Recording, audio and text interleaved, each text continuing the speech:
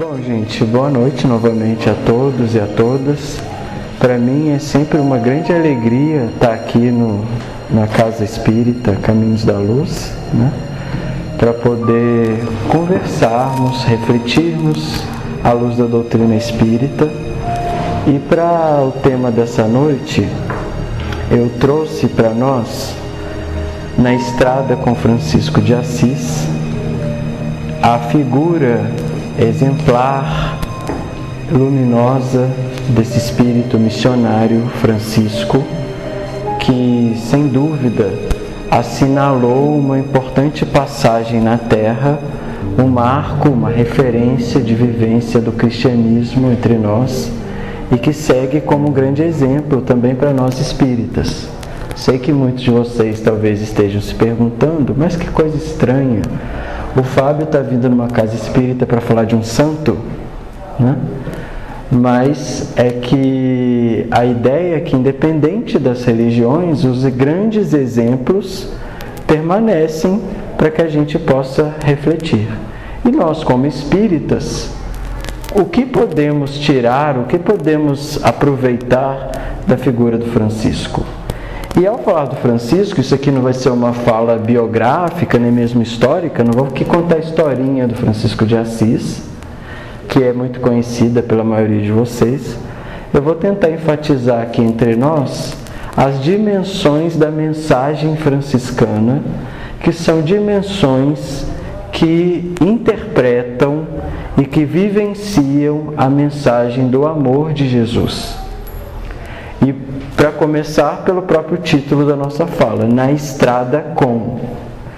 Eu falo na estrada com porque não somente por causa dos grandes percursos que Francisco realizou para levar a mensagem cristã, assim como tantos outros missionários, permitam descer aqui para ficar mais no nível de vocês, tantos outros missionários que se deslocaram fisicamente, né, nas regiões onde participaram, deslocamentos às vezes longínquos, às vezes com recursos de transporte limitados, né? A gente está falando de Francisco de Assis, a gente está falando da Idade Média, está falando do século XII, né?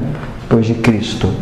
Então, assim, grandes deslocamentos realizados ao longo da trajetória do Francisco na Terra, mas pensar também a viagem, pensar também o deslocamento, pensar a estrada como uma metáfora para um outro tipo de deslocamento, que é um deslocamento do espírito, que é algo característico da nossa condição espiritual, tal como nós aprendemos na doutrina espírita.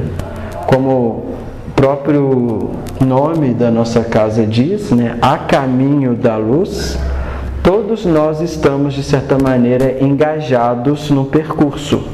Todos nós estamos envolvidos numa caminhada, numa estrada. Resta decidirmos com quem caminhamos, né? Com quem vamos seguir. Iluminados por quem? Jesus é o nosso farol, é o nosso guia, né? Como está lá na codificação de Allan Kardec, é o nosso modelo, ilumina o nosso caminho. Mas ao nosso lado nós também contamos com grandes outros companheiros de viagem. Um deles, me parece, é o Francisco de Assis. A imagem que está aí, como foi bem notado, é a representação dos azulejos, né, do Portinari na Capela da Pampulha, em Belo Horizonte, né? Então, vamos seguir introduzindo uma passagem que a gente encontra no Evangelho de João, que é uma passagem muito cara para nós espíritas, que é a passagem que ficou conhecida no Espiritismo como o anúncio do Espírito da Verdade, né? Lá no Evangelho de João, o evangelista diz o seguinte, atribuindo a Jesus essa fala: em verdade vos digo, quem crê em mim fará as obras que faço e muito mais. Se me amais, observareis os meus mandamentos. Eu pedirei ao Pai e Ele vos dará um outro Consolador, que ficará para sempre convosco, o Espírito da verdade, que o mundo não é capaz de receber porque não o vê, nem o conhece. Não vos deixarei sós, eu voltarei a vós. Não é? Essa passagem é muito famosa, muito citada, e é uma passagem muito rica de significados para nós, significados espirituais mesmo. Primeiro elemento que a gente destaca dessa passagem, que aparece logo na primeira frase, é aquilo que Jesus diz. O amor, né, quem crê em mim, ou seja, a crença, o significado de crer é fazer as obras. Ou seja, não há na dimensão da ética de Jesus uma separação entre crença como uma adesão, seja pelo intelecto, seja pelo sentimento, seja pela emoção, uma adesão cega a qualquer proposta, seja proposta de Jesus, seja proposta dos Espíritos, seja proposta de Maomé, seja qualquer proposta religiosa no mundo. A crença, segundo a chave que nos é trazida pelo Evangelho, não está no campo de uma adesão puramente. A gente não crê por crer. Nós cremos fazendo, nós cremos agindo. Fazer obras significa, para nós espíritas, algo muito semelhante à caridade. Caridade é exatamente a ação no bem, né? Então isso é muito importante, pessoal, porque já Jesus no seu Evangelho já dá a senha com a qual a gente vai ler não somente a sua mensagem, mas toda a mensagem dos Espíritos que lhe seguiram. Ou seja, a verdadeira fé está vinculada a obras, está vinculada a trabalho, está vinculada à caridade. Então, nesse sentido, Francisco de Assis, que foi lembrado pelos seus biógrafos ainda na Idade Média como místico, né? Francisco dos estigmas, né? Das feridas, dos milagres, Francisco dos grandes isolamentos, né? Francisco foi representado como um místico, como um ser humano santo, né? A igreja vai alçar a condição de santo, exatamente porque ele tinha na sua atitude, na sua ação, representados os chamados milagres, né? Mas para nós, a partir da chave do Evangelho de que crer é agir, de que crer é fazer, Francisco de Assis deveria ser lembrado muito mais pelas atitudes e pelas ações que efetivamente realizou ao longo da sua existência entre nós. Pela maneira como ele se reportava aos semelhantes, às pessoas que eram literalmente escorraçadas da sociedade, os doentes, os leprosos, os famintos, os animais, a natureza. Ou seja, a ação franciscana no mundo é muito mais do que aquilo que os biógrafos vão atribuir ao Francisco, que é caráter místico. Não, Francisco foi antes um homem de ação. E nesse sentido ele é um grande exemplo de quem crê em Jesus. Mas voltando à passagem, nós temos aí: se me amais, observarás os meus mandamentos. Eu pedirei ao Pai e Ele vos dará outro Consolador. Nós temos no texto, na letra do Evangelho, uma promessa que Jesus anuncia para a humanidade, que é o que? O de enviar, de pedir a Deus, ao Pai, né? Como a gente interpreta isso, a divindade, a vinda de um Consolador, né? E esse Consolador, o Espírito da Verdade, né? O Espírito da Verdade, que não é capaz de receber porque não o vê nem o conhece. Não vos deixarei sós, eu voltarei a vós. Esse retorno desse Espírito da Verdade, ou desse Consolador prometido, aqui na letra do Evangelho, é colocado como uma espécie de retorno de Jesus a nós, né? Assim, eu não vos deixarei sós, eu voltarei a vós. A ideia do retorno está aqui colocada. É claro que esse material do Evangelho, pessoal, deu vazão a muitas interpretações religiosas ao longo dos tempos, né? Muitas tradições cristãs interpretam isso de uma maneira literal, tipo assim, olha, Jesus, ele próprio vai voltar. E não raro, muitas tradições religiosas ainda acreditam que Jesus vai voltar em corpo. O mesmo corpo, ressuscitado, né? A ideia da ressurreição. Então, tudo bem, isso é uma interpretação. Com todo respeito às interpretações das várias maneiras de entender o cristianismo. Mas nós espíritas não damos uma interpretação literal do retorno de Jesus. Para nós espíritas, a gente acompanha a partir do que está claro no próprio Evangelho segundo o Espiritismo, no capítulo 1, nós temos ali postulado o quê? Que Jesus anuncia uma espécie de retorno, mas não é a pessoa física de Jesus que volta ou voltará, mas quem volta e voltará ou voltará é a ideia que representa a passagem de Jesus entre nós. O Cristo é muito mais do que o ser humano histórico que encarnou entre nós para legar uma mensagem que de fato divide a história, antes e depois do Cristo. Mas o Cristo é principalmente o conjunto de princípios, é uma ideia. Jesus para nós é muito mais uma ideia do que um homem de carne e osso. Então, para nós espíritas, o retorno do Consolador é o retorno das ideias mais puras relacionadas a Jesus. Inclusive Kardec, lá no Evangelho segundo o Espiritismo, avança nessa proposição, dizendo que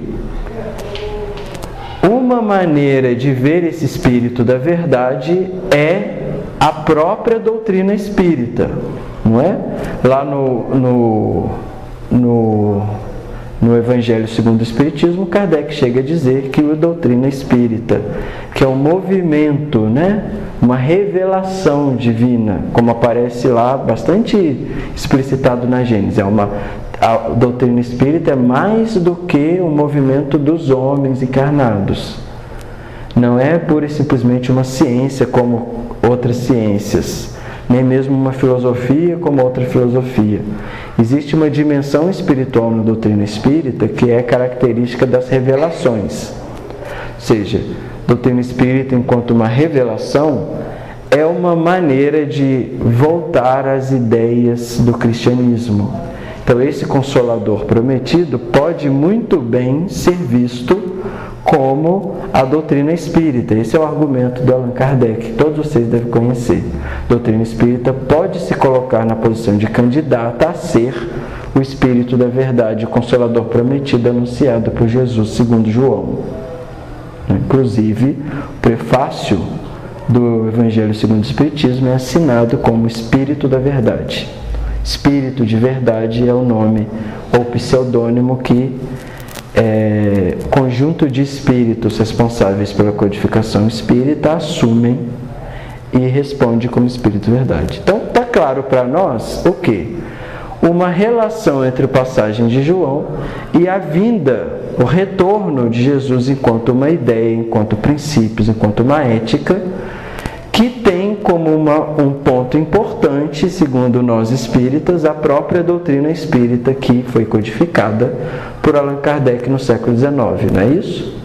Certo. O que eu quero propor é um pouquinho mais que isso para a gente pensar.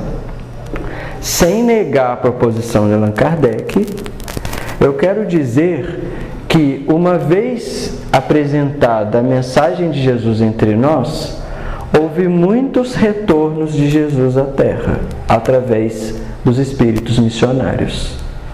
Então, em cada momento dessa passagem, desse longo caminho que representa a história do cristianismo no mundo, né, desde a vinda de Jesus até os dias de hoje, esse Espírito da verdade proposto, anunciado por Jesus no Evangelho, esteve e tem estado entre nós durante muitas vezes.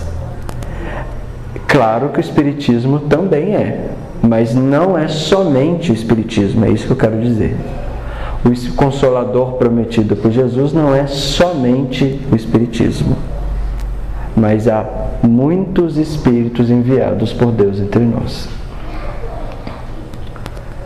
Consolador, o Espírito Santo que o Pai enviará em meu nome, ele vos ensinará tudo e vos recordará tudo o que vos tenho dito. Essa profecia, digamos assim, essa promessa que Jesus nos faz no Novo Testamento, pode ser aplicada a muitas experiências de espíritos missionários que vieram encarnados no mundo não com o objetivo de vencer determinadas provas ou saldar determinadas dívidas, que caracteriza o grande dever da maior parte de nós, o saldo de dívidas, que nós chamamos de expiação, ou a passagem por determinados tipos de provas que nos fortalece o espírito, nos permite adquirir novas habilidades. Mas muitos outros espíritos vieram para nós exatamente para viver o cristianismo e exemplificar e fazer-nos lembrar da proposta cristã. Então, de certo modo, Francisco de Assis pode também ser visto como um desses espíritos, que precede inclusive a doutrina espírita. Francisco nasce num contexto em que o cristianismo, talvez ao longo de sua história, estivesse num momento de maior deturpação. Vamos nos lembrar que era um contexto das cruzadas, ou seja, as guerras santas perpetradas pela Igreja, que era, naquele contexto medieval, a única guardiã da mensagem cristã. Não havia uma pluralidade de maneiras, não havia, isso é antes da Reforma Protestante, é antes da liberdade religiosa, é antes de uma série de valores que depois foram sendo desenvolvidos.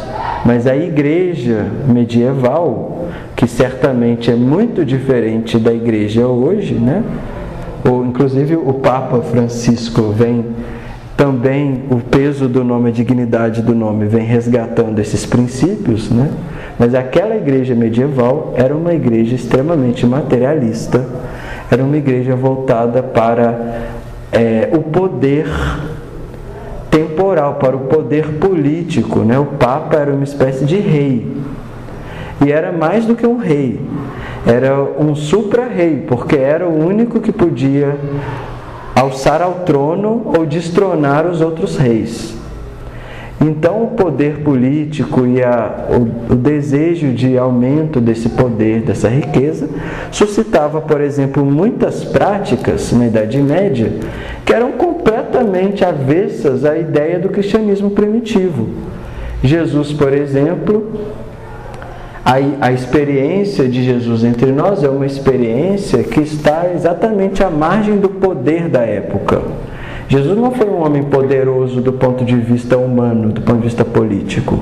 Ao contrário, Jesus foi uma vítima do sistema político de sua época, e por isso mesmo, do ponto de vista estritamente histórico, ele foi condenado. O poder de Jesus, ou a realeza do Cristo, não é a realeza do mundo transitório, perecível, do mundo temporário da matéria. O verdadeiro poder de Jesus, como o próprio Jesus diz, é um poder que diz respeito a um outro reino, a um outro mundo, a uma outra dimensão. É a dimensão espiritual.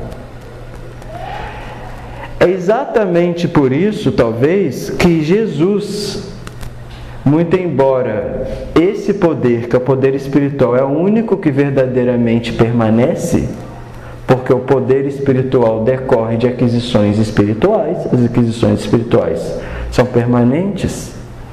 Esse poder espiritual, Jesus, embora seja o único que permanece em verdade, né, não foi compreendido e não foi visto adequadamente por aqueles em cuja cultura Jesus nasceu, né? A cultura hebraica, a cultura judaica.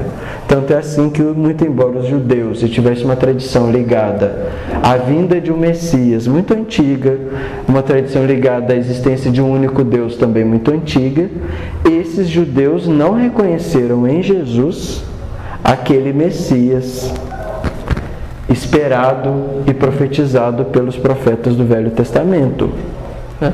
Porque se esperava o quê? Que esse Messias viesse para resolver os problemas do poder transitório, ou seja, a subjugação do povo hebreu ao povo romano, por exemplo, né? Mas o exemplo de Jesus já é diverso. É o quê? É um simples marceneiro, se a gente acredita na tradição do Evangelho, né? Ou seja, um artesão, filho de um artesão pobre de Nazaré, né?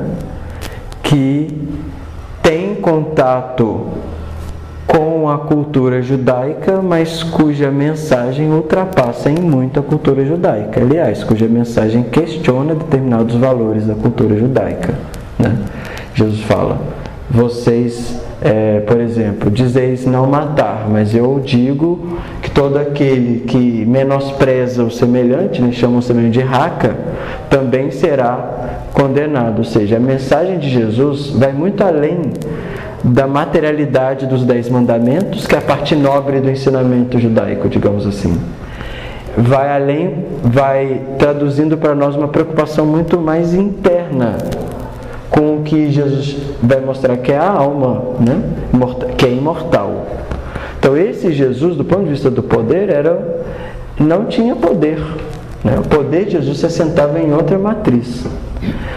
A igreja cristã da Idade Média, entretanto, era uma igreja muito mais preocupada com o poder que constrói palácios, com o poder que influencia reis, com o poder que é capaz de determinar os destinos históricos do mundo, do que com o verdadeiro poder espiritual. Então, Francisco nasce nesse contexto. Até trouxe aqui as cidades, né, do Francisco, onde ele transitou.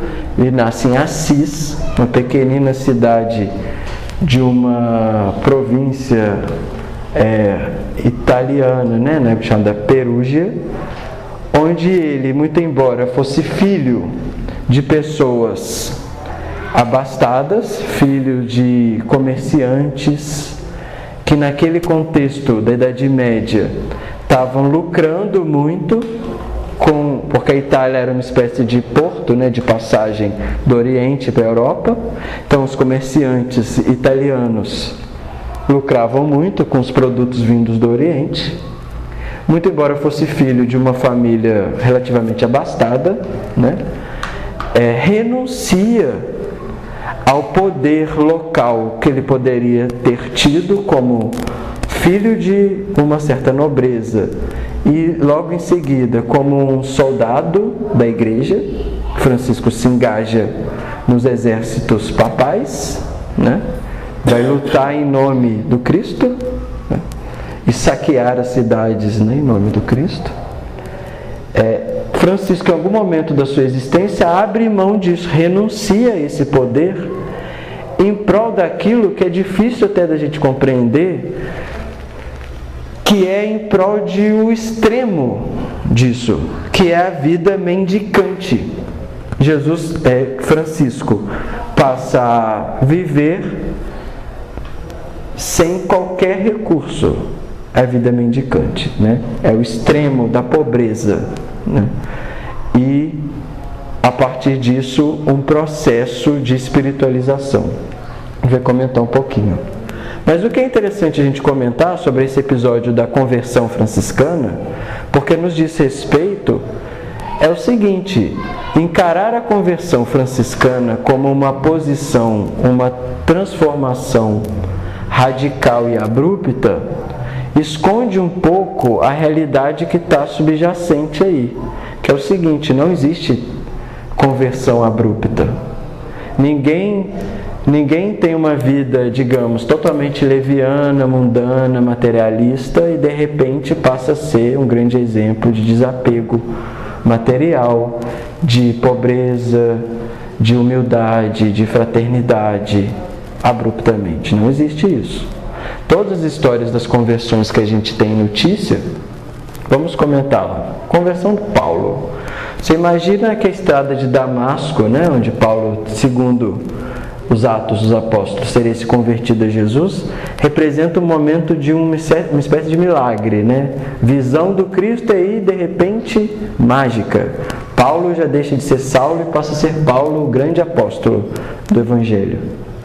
Conversão, sei lá, Agostinho de Hipona, que segundo sua própria autobiografia, as Confissões, né, teria vivido uma vida de luxúria, de sensualidade exacerbada, de busca pela glória, etc., de repúdio mesmo ao cristianismo, porque Agostinho era filho de mãe cristã, né? Repúdio ao cristianismo, até que em determinado momento ele conhece Ambrósio em Roma, bispo, e se converte ao cristianismo e passa a ser um grande líder da igreja cristã romana, né? Outro exemplo de conversão. Poderia pensar em outros exemplos de conversão, como do Francisco de Assis. E também a gente poderia até pensar no próprio Kardec, se a gente analisar bem. Porque a biografia do Kardec diz o quê? Antes de Kardec ser o codificador, ou seja, antes de Allan Kardec, ele era quem? Hippolyte Léon Denisard Rivail. Um cético estudioso, ligado a uma pedagogia naturalista, etc., que teria repudiado a ideia de você ter uma inteligência sobrenatural, etc., uma inteligência espiritual além das coisas da matéria. Te ler, por exemplo, a Gênese, Obras Póstumas, que tem uma espécie de diário de iniciação do Kardec, mostra que Kardec teve uma atitude de repúdio ou de ceticismo diante daquelas evidências que chegou aos seus olhos através do seu amigo Fortier, que dizia: olha, você ouviu falar nas mesas girantes, você ouviu falar nos espíritos que respondem através de cestas colocadas, as perguntas que a sociedade faz a elas eram perguntas naquela altura muito fúteis, né? Dizia: devo me casar, seja, eu vou ter uma sorte nos negócios, esse tipo de pergunta que se faz aos espíritos. Também representa uma espécie de conversão.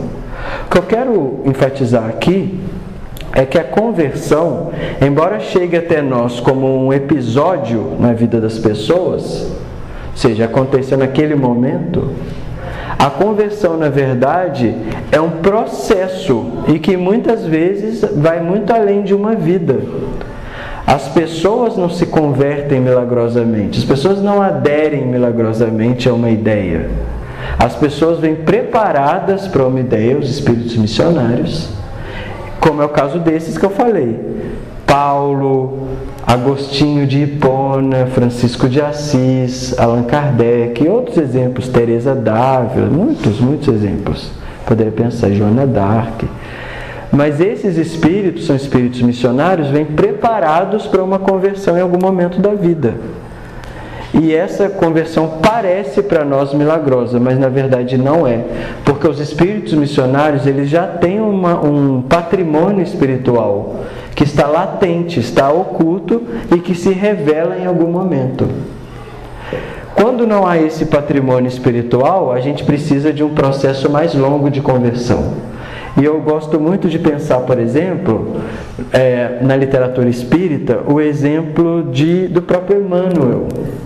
Se vocês leram os romances do Emmanuel, vocês leram, por exemplo, há 2000 anos, mostra o Emmanuel, que para nós hoje é um grande espírito, né? Um espírito mentor de uma missão importantíssima, que foi a missão do Chico Xavier, um espírito cuja trajetória a gente até pontua em vários momentos da história, mas o Emmanuel, no há 2000 anos, mostra como ele era exatamente insensível à mensagem cristã. Muito embora ele tivesse tido uma esposa cristã, muito embora ele tivesse tido a oportunidade de ver o Cristo pessoalmente. Então, há 2000 anos, mostra exatamente isso, que uma vida inteira do Emmanuel não bastou para ele se converter ao cristianismo. E ele conheceu o Cristo em pessoa. O livro que vem na sequência, 50 anos depois, a gente tem a figura do Nestório, né? Que é o próprio Emmanuel, que já não é mais aquele senador orgulhoso, frio, do há 2000 anos atrás. Já está um pouco inclinado à mensagem do Evangelho, mas ainda se debate com as suas dificuldades. Quando a gente fala em conversão, a gente fala como é o exemplo do Emmanuel, né? Que é o nosso caso, na verdade. Nós estamos num longo processo de transformação. Diferente, entretanto, do que acontece com os espíritos missionários, né? Que vêm preparados para essa vivência exemplar entre nós. Então, seguindo, gostaria de destacar então Assis, que é onde Francisco nasceu, ou bem-aventurados os mansos, porque eles herdarão a terra. É em Assis que o Francisco vai se debater com a incoerência que representa a vida voltada para a materialidade, para as riquezas. É em Assis que Francisco decide, mediante uma experiência de vida ligada à doença, né, à enfermidade, se converter à mensagem do Evangelho. E quando Francisco de Assis, então, assume que quer seguir Jesus, o Jesus do Evangelho, não o Jesus conforme estava nos mosaicos das igrejas, em pedrarias nobres, no alto do altar luxuoso, nos mantos de púrpura dos clérigos. Quando Francisco vai seguir esse Jesus em Assis, a mensagem que traduz é semelhante àquela que está em Mateus, no Sermão da Montanha. Bem-aventurados os mansos, porque herdarão a terra. Por que o manso que herda a terra? Porque a atitude franciscana, nesse primeiro momento da conversão, foi uma atitude de mansidão. Francisco não provoca uma revolução.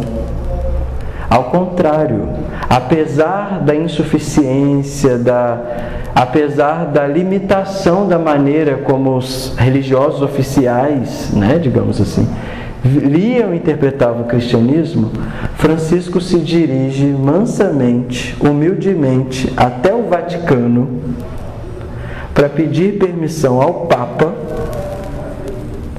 para seguir uma vida religiosa diferente daquela que existia. E assim Francisco funda uma ordem, que é uma ordem não ligada à riqueza ou ao poder ou ao estudo, mas é uma ordem de trabalho, é uma ordem de caridade, é uma ordem de pobreza, né? Então, esse aspecto da mansidão é interessante, porque não há essa ruptura com a igreja absoluta, mas há uma mudança. Quando o Francisco pede autorização para o Papa e o Papa autoriza, aquela experiência do franciscanismo inicial, que ele vai construir igrejas, por exemplo, vai produzir uma ruptura, uma fissura na maneira como a igreja desde então vai se enxergar. Ou seja, depois de Francisco, a igreja não pode... A igreja, vamos entender a igreja aqui como o cristianismo oficial, né, naquela época, não tem como mais negar uma outra possibilidade de vivência autêntica do cristianismo. E é exatamente essa vivência autêntica que caracteriza aqueles que vão herdar a terra, ou seja, a terra do futuro. A terra do futuro não é a permanência daquelas tradições ligadas à riqueza da igreja, mas a terra do futuro é daqueles que, como Francisco na Idade Média, vão entender a vivência cristã como uma vivência de uma prática caridosa em favor do próximo. Ou seja, nada mais do que fazer o que Jesus já propunha lá: se me amas, seguireis os meus mandamentos. Qual é o mandamento de Jesus? Amar ao próximo como a si mesmo, né? Então que eu trouxe algumas imagens mais para ilustrar, pessoal. Aqui é a casa onde nasceu Francisco de Assis, né, na Itália. Aqui é uma cena do filme Irmão Sol e Irmão Lua, que vocês conhecem, né? Que é um filme bonito, que mostra essa historinha do Francisco. E aqui eu trouxe a questão do Livro dos Espíritos, né? São iguais os espíritos ou há entre eles qualquer hierarquia? São de diferentes ordens conforme o grau de evolução que tenham alcançado.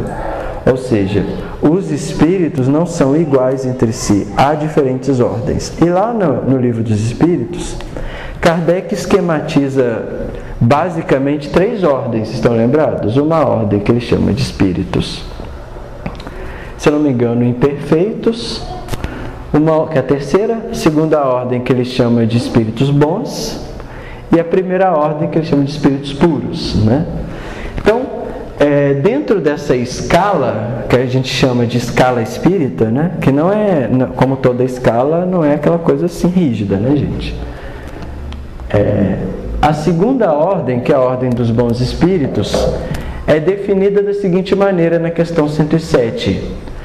Caracteres gerais: predominância do espírito sobre a matéria, desejo do bem, compreendem Deus e o infinito e já gozam da felicidade dos bons. Então, a característica da segunda ordem é exatamente a predominância do espírito sobre a matéria.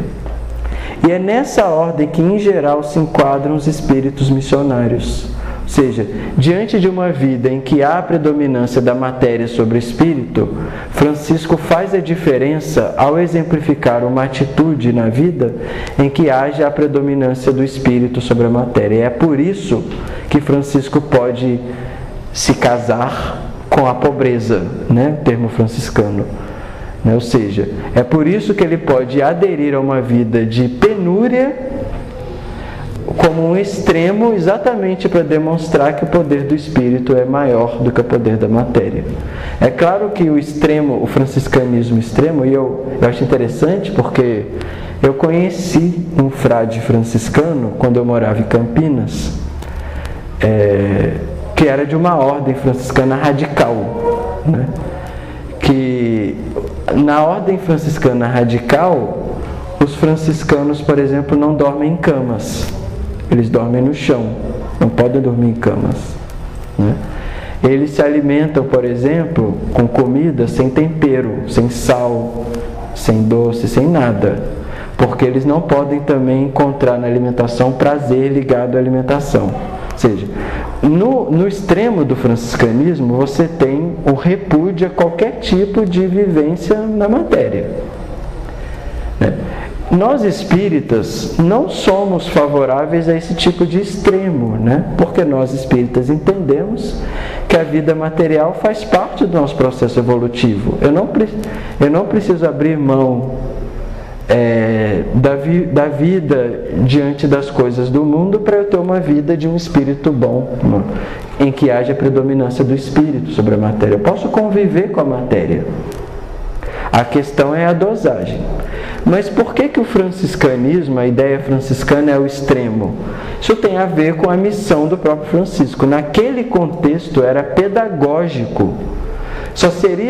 A diferença só seria percebida se o exemplo fosse extremo, entende? Então o exemplo é extremo para que pela diferença fique mais marcado.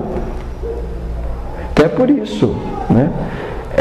Por isso que existe essa perspectiva mais radical, né, na mensagem franciscana. No livro dos Espíritos continua então: o amor que os une é fonte de inefável ventura, que não tem a perturbá-la nem a inveja, nem os remorsos.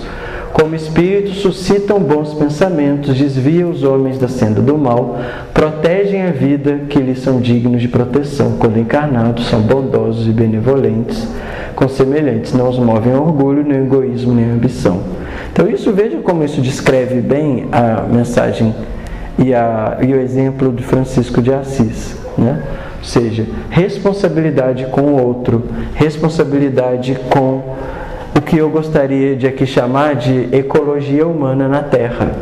Ou seja, nós todos, enquanto estamos encarnados, fazemos parte de uma aldeia, de uma comunidade.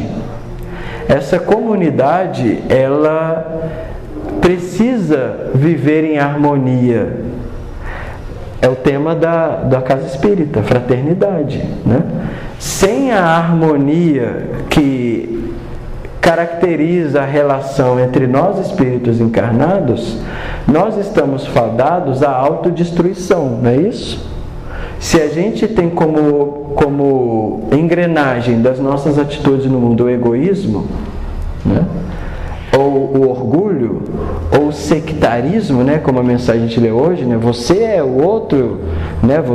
Eu sou espírita, você é evangélico, eu sou católico, você é muçulmano, ou então eu sou brasileiro, você é paraguaio, né? Ou seja, se a gente é movido por essas ideias sectaristas, por essas ideias em que predomina o egoísmo, seja pensar em nós mesmos, seja o nós, o eu, ou a família, ou o bairro, ou a casa espírita, entende? E não pensar numa ecologia humana, nós estamos fadados à autodestruição do ponto de vista físico, geográfico mesmo. Se a Terra está sofrendo o resultado do egoísmo humano na Terra, ou seja, a fome, a pobreza, só existe fome, só existe pobreza absoluta, miséria, porque há desperdício, não é falta de alimento no planeta Terra. Entende? A capacidade alimentar supriria, mas só há isso, a miséria, só a fome, porque nós não temos uma ecologia humana harmônica, né? Pensando do ponto de vista social, pensando do ponto de vista ecológico também, né? Ou seja, os grandes cataclismas, os tsunamis, enfim, esses grandes demonstrações da natureza respondem muitas vezes a atitudes que nós temos em relação ao mundo, né? Em relação a desmatamento, tudo isso. Então, uma vista também ecológico, mas também do ponto de vista espiritual. Ou seja, a ecologia humana responde também a uma necessidade que nós temos de nos aceitarmos enquanto semelhantes, essa que é a coisa. De nos aceitarmos enquanto espíritos, irmãos, caminhando num percurso evolutivo, em que nós precisamos do outro para seguir. Essa que é a questão. Nós precisamos do outro, do semelhante, como Jesus chama, né, do próximo, para seguirmos juntos. Porque nós não evoluímos sozinhos. Então os espíritos missionários, espíritos de luz como Francisco, são esses que reconhecem a necessidade de implantação de uma nova ecologia humana na Terra. Uma ecologia que perpassa todos os aspectos. Francisco também é conhecido por ser o protetor dos animais, da natureza, o irmão Sol, irmã Lua, irmão Pássaro. Ou seja, já na Idade Média, você já tinha esse tipo de ideia trazida por Francisco. Por quê? Todas essas dimensões, pessoal, o social, o ecológico, o espiritual, estão interligados. Não adianta nada eu cuidar só do espírito se eu não cuido da minha casa, do meu corpo, da minha vida, da minha cidade. Então as questões estão envolvidas, né? É isso que eu acho que é grande mensagem para a nossa reflexão, que a gente pode depreender da figura de Francisco, né? Não vai dar tempo de apresentar tudo que tinha preparado, mas o que eu ia falar na sequência é que, além da mansuetude, a passagem por Francisco por Verna, né, representa os puros de coração, porque verão a Deus. E eu vou usar isso só para encerrar também. Meu estudo foi preparado em 3 capítulos, tá? Não deu para apresentar tudo. Mas por que os puros de coração também faz parte da mensagem franciscana? Porque quando Francisco decide se engajar na mensagem, Francisco teve um sonho, né? Qual foi o sonho do Francisco? Francisco sonha o sonho mesmo. Os biógrafos falam do sonho. Qual foi o sonho do Francisco? Francisco sonhou que o Cristo lhe tinha pedido para reconstruir a casa dele, a sua casa, né? Reconstrói a minha casa. Então Francisco entendeu isso literalmente. Então em Porciúncula, que é uma cidade próxima a Verna e também em Verna, ele foi encontrando as igrejinhas em ruínas e foi reconstruindo as igrejas, porque ele imaginou que a casa era exatamente as igrejinhas em ruínas. Até que, quando ele tem a experiência de se encontrar com os miseráveis, com os leprosos, com esse outro, com esse próximo excluído do mundo, é que ele entende a reconstrução da igreja. A reconstrução da casa de Deus envolve reconstruir o que é mais importante na religião, pessoal. Quando a gente fala assim, religião, o que é mais importante na religião, independente de qual seja, é a ligação. A palavra religião significa religar. É a ligação. A religião é um vínculo que nós criamos entre nós e Deus. Então eu só vou ter uma religião, uma vivência verdadeiramente religiosa, se eu aprecio e se eu valorizo esse vínculo.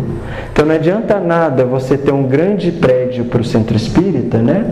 Com palco de granito, com grandes aparatos, se o mais importante, que é a relação, a gente perde, que é a ligação entre nós. Então eu qualifico essa percepção, essa mudança da percepção, como essa característica de você enxergar verdadeiramente o que Deus espera de nós, a visão de Deus, né? Ou seja, ter a consciência de que o que precisamos, né, realizar vai além dos templos do mundo, né? E envolve os templos da alma. Esses que são importantes de serem construídos entre nós, na religião, na nossa vivência religiosa, no centro espírita, na nossa vida comum também, né? Na vida fora do centro espírita, principalmente. Enfim, trouxe aqui, pessoal, algumas reflexões relacionadas à experiência de Francisco de Assis como um espírito missionário entre nós, que eu espero que possa nos servir como exemplos, como uma proposta de adesão a uma vida espiritualizada. Acho que no final é isso, né? A mensagem de Francisco de Assis, que é apenas um exemplo, poderia ter falado de outras figuras que vieram encarnar entre nós, poderia ter falado sobre Jan Hus, que segundo Emmanuel teria sido Allan Kardec no contexto da reforma protestante. Poderia ter falado sobre Jan Hus, poderia ter falado sobre outros espíritos ao longo da história que vieram aqui assinalar para nós a possibilidade de uma vivência realmente espiritualizada, né? Que é o nosso norte, que é o nosso objetivo, que é o fim desse caminho, que é o fim dessa jornada em que nós estamos engajados, né? Como eu falei no início, o nosso guia segue à frente, é Jesus, o guia, o nosso modelo, o nosso farol é Jesus. Mas nada impede de olhar aqui para o lado e ver o nosso irmão também, que tem uma experiência para nos mostrar, né? Certo? Então, pessoal, muito obrigado pela atenção, pela paciência. Desejo a todos, então, uma semana cheia de luz, com muita paz e muita reflexão também. Obrigado pelo convite do estudo. Boa noite.